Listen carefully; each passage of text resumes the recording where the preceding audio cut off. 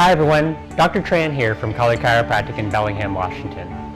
Buckminster Fuller said that we learn to operate on larger generalized principles so that we can learn to master every situation. When it comes to being able to heal your body, there are essential larger generalized principles that you want to pay attention to when it comes to healing your body instead of hurting your body. We've actually covered one of those essential aspects, which has to do with posture. I did a video on that a few weeks ago. You may want to be able to view that on our YouTube channel, but this time we're going to be talking about balance. I'll be discussing balance and its definition along with 3 key aspects that you can pay attention to when it comes to taking balance to your advantage. At the end of it, I'll also have an interview with one of the creators of some of these concepts, and hopefully that will be able to be there in the video. And I thought I'd do something a little fun at the end where we're gonna do a video, show you a little video of me with my kids and different things that you can do to utilize balance to be able to take advantage when somebody's trying to abduct you. So let's get started. When we're talking about balance, it's really about the relationship of your center of gravity to the center of gravity of the earth. And once you start to understand that it's that relationship, the better you'll start to understand balance and how to take advantage of it. One of the first things you want to pay attention to is how is your center of gravity in relation to the earth?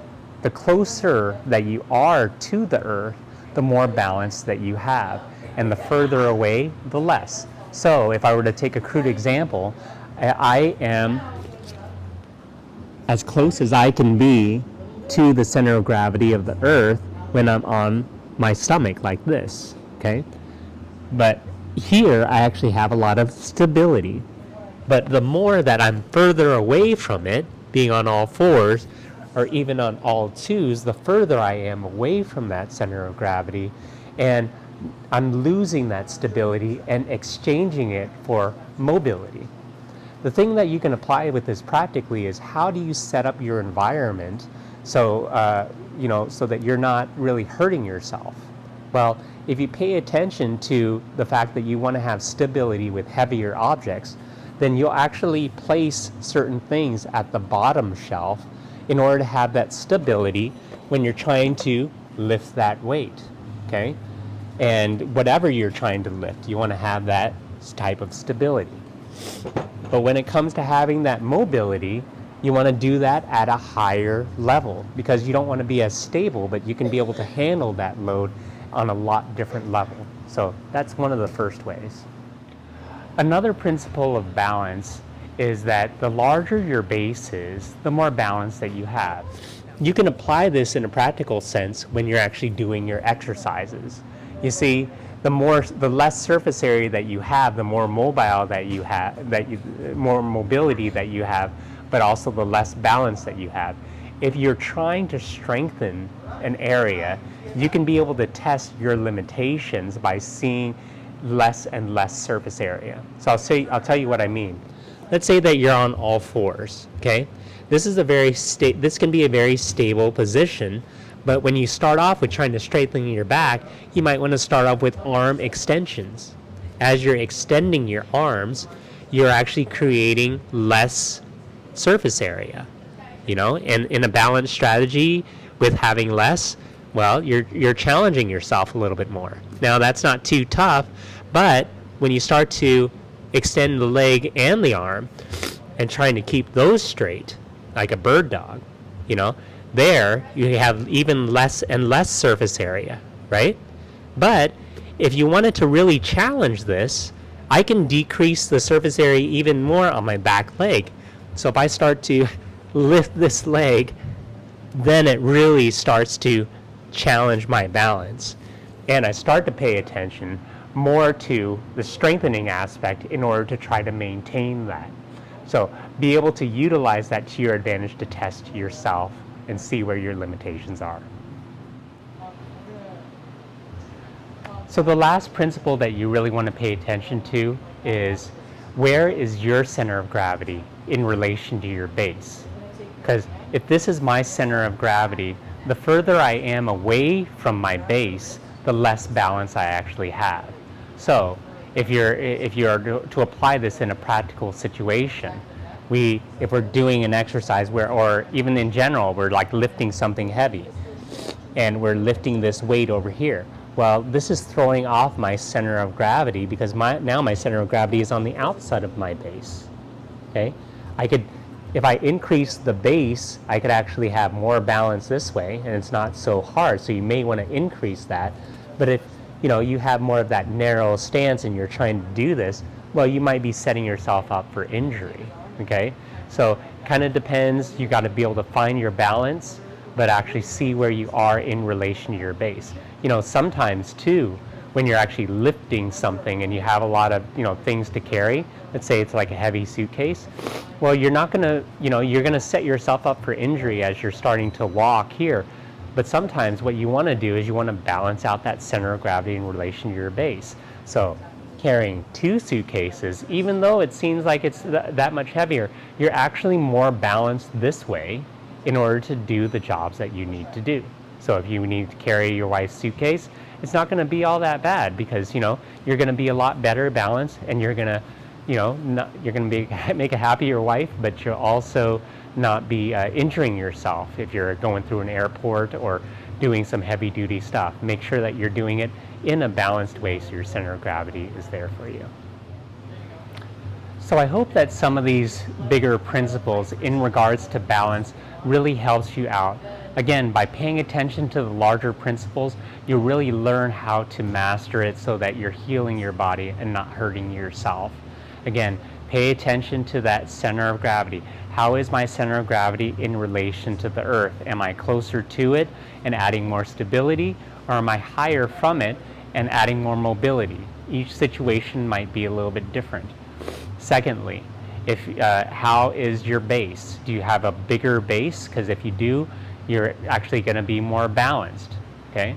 And the less surface area that you have, less balance.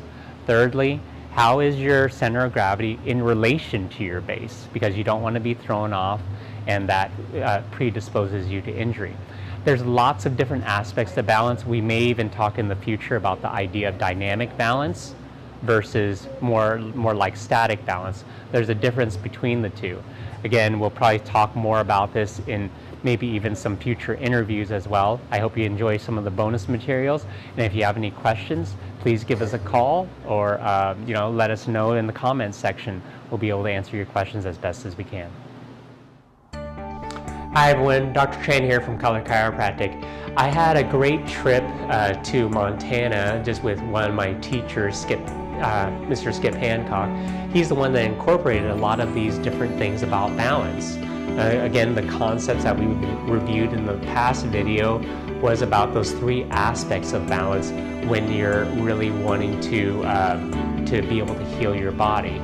But at the same time, sometimes people aren't in that mode because they're in pain, right? They want to be able to rehab their bodies. They want to be able to heal, but there's certain blocks that come in the way physically as well as mentally. So we talked about things in order to address that. Let's just say physically, for instance. One aspect of it is, let's say that someone's top heavy, if they're really trying to rehab their body, balance can become a really big issue because like what we were saying before, sometimes if you're top heavy, it really adds a lot of stress on your joints. So you'll have a lot of balance related issues if you're really developing a lot of weight up here and you're trying to help your body heal. So one way to do that, overcome that, is to really meet your body where you're at. We talked in the last video about the idea of static versus dynamic balance. And sometimes you'll want to peel back from the dynamic and really go to the static. So let's just say you're trying to rehab, let's say a knee, you may want to peel back and go towards more of a static strategy where you're, working out on a stationary bike. Because in a static state, you're able to more control things, right? As you move up, you may want to go from the bike, maybe going towards swimming, a little bit more of a dynamic state, less, a little bit more effects and a little bit more movement. Then you want to go towards walking. But sometimes, you may be in pain, and that goes to the second aspect of things to control balance. Well, what if you're trying to strengthen an area? Let's say you're trying to strengthen a knee or a quad.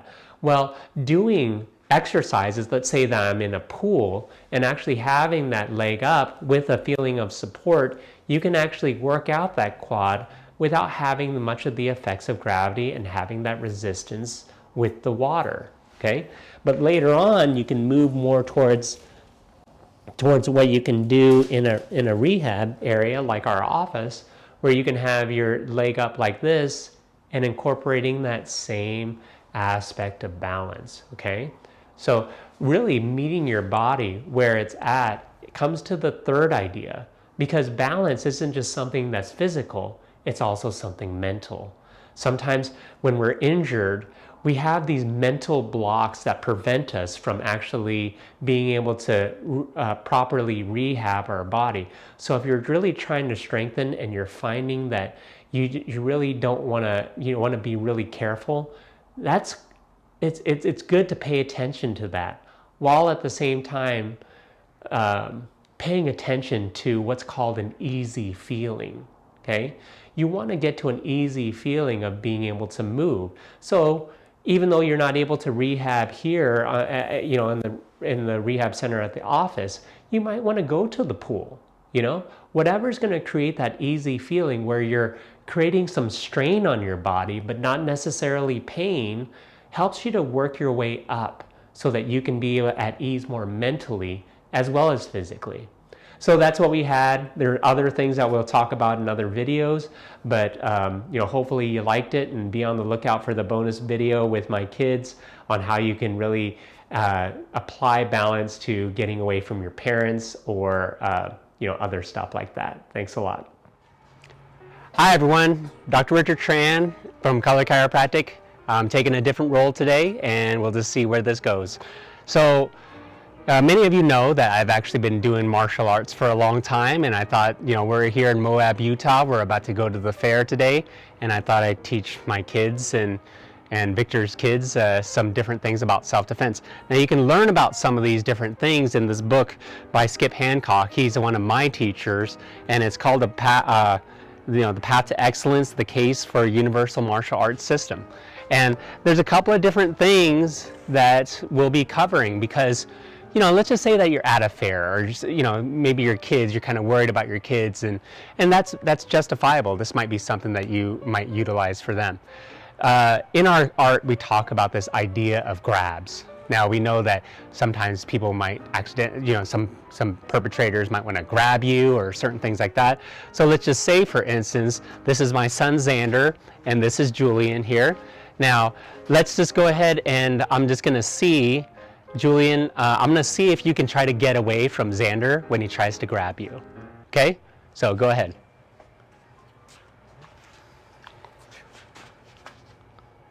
Okay, that's one way to do it. You could bite them. Okay? Let's go ahead and do another one. Okay? Evangeline, come on in. Now if Xander goes ahead and tries to grab her, what is she going to do? Okay, that's another way to be able to do it. All right, Parker, go ahead.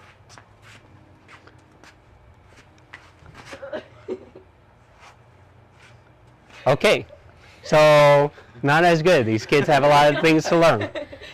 So for one thing, you can notice how there's a couple of different things. I mean, KK actually did a pretty good job of being able to get away. Now here's a couple of things that, would you like to be able to do that better, Julian?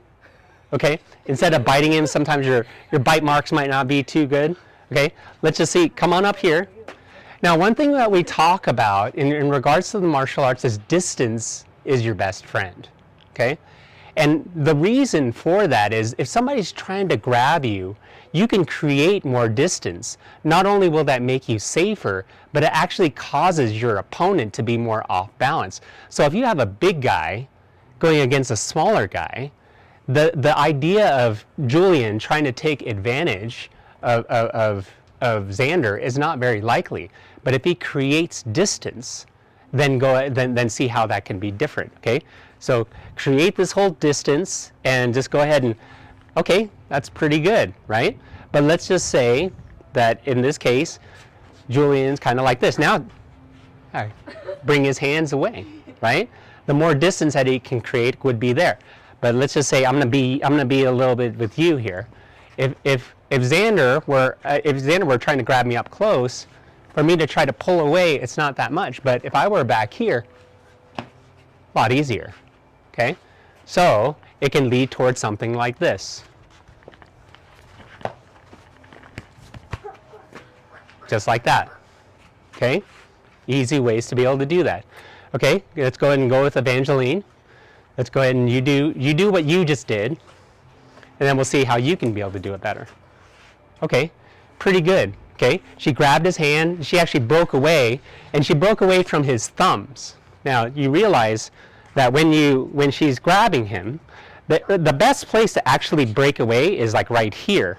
So instead of her trying to pull out like this, she could actually pull it out like this, which might be even better. You see how that's easier? Okay, now combine that with the idea of overreaching, and then try to take his elbow. There you go. Okay, now it could go something like this. Okay, whatever you want to try to do there. Okay, go ahead, Parker.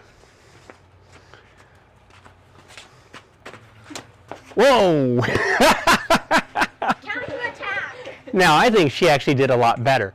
This was actually a move that I was trying to teach her before, but one thing that you could do to be able to make that better, Parker, okay, is this. Okay, when he was trying to grab you, he was grabbing with your hand, she was grabbing with his hand here, and she was trying to pull it away. It doesn't work as well if she was trying to do something like what I was trying to teach her. It works more if you're on the inside, so position is actually important. Okay, he was grabbing your right hand.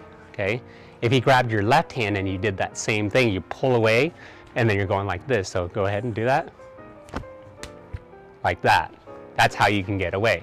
Okay, but if he was grabbing my right hand, because of the position, you can grab it in and we do what we just did before. Okay, so try it out now. Go ahead and do the left hand again. He's grabbing the left hand. Yeah, okay, pretty good. What if he was grabbing your right hand?